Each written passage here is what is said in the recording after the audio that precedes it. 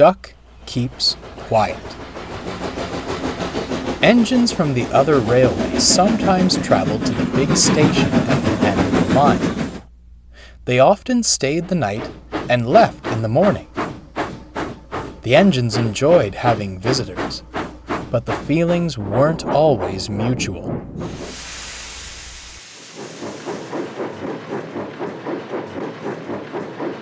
One evening, Duck and Gordon were talking to a visitor at the sheds.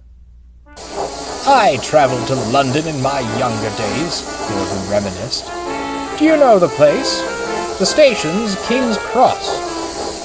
"King's Cross?" spluttered the engine. "London's Euston.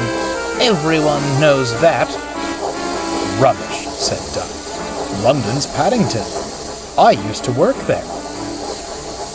"I can assure you," replied the visitor, "as I was named after it, the station is indeed Euston."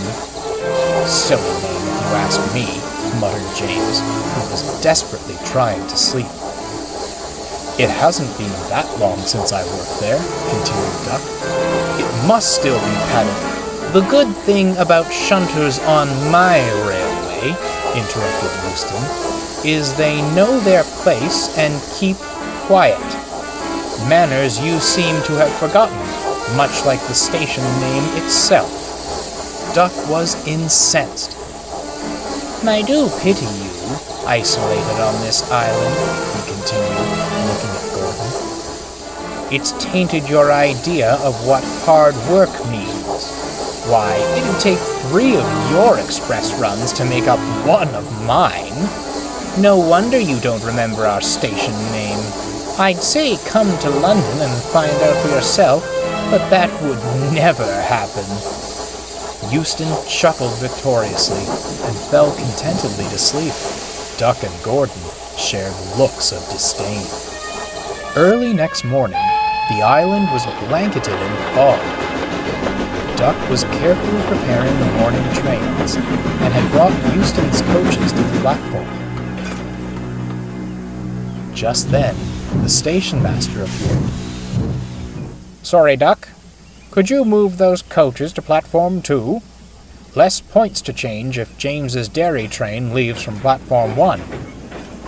Duck obliged and swiftly moved the coaches to the next platform.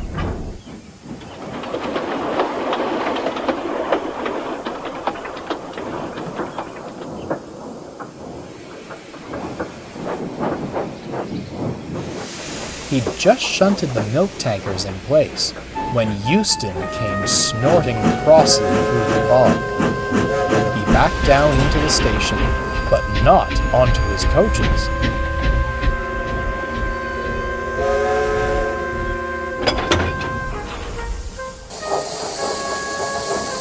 "What are you doing?"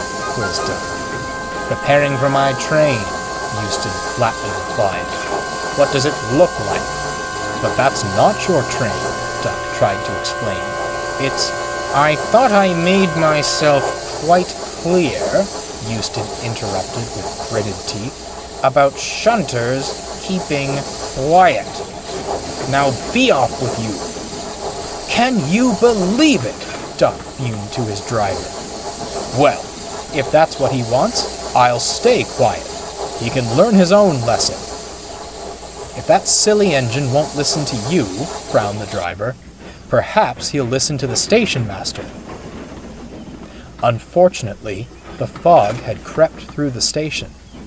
Try as he might, Duck's driver couldn't see the station master, though they walked past each other several times. The fog also meant no one else had realized the mistake.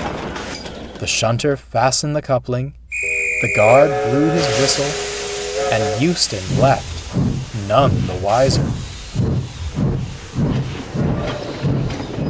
Duck returned to the sheds, still feeling cross.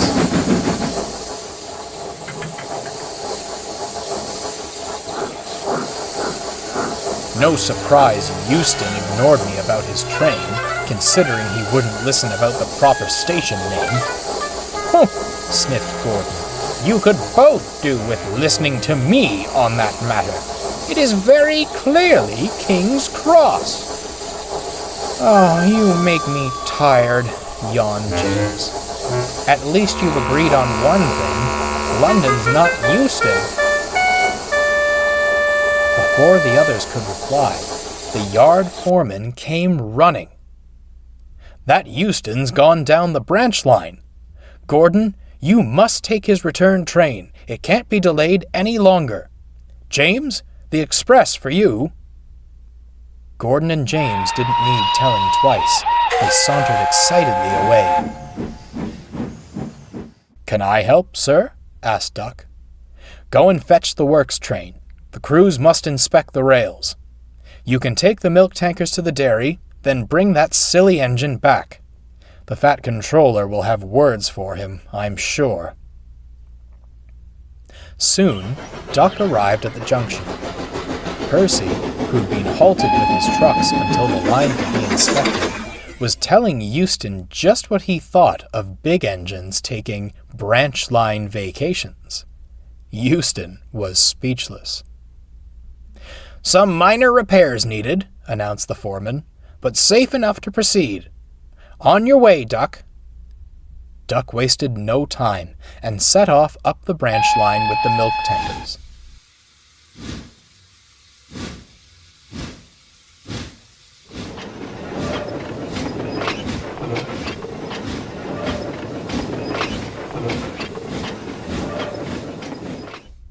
When he returned, Euston grimaced at him. Well, he demanded, aren't you going to say something about this mess? Certainly not, smirked Duck. Us shunters know when to keep quiet.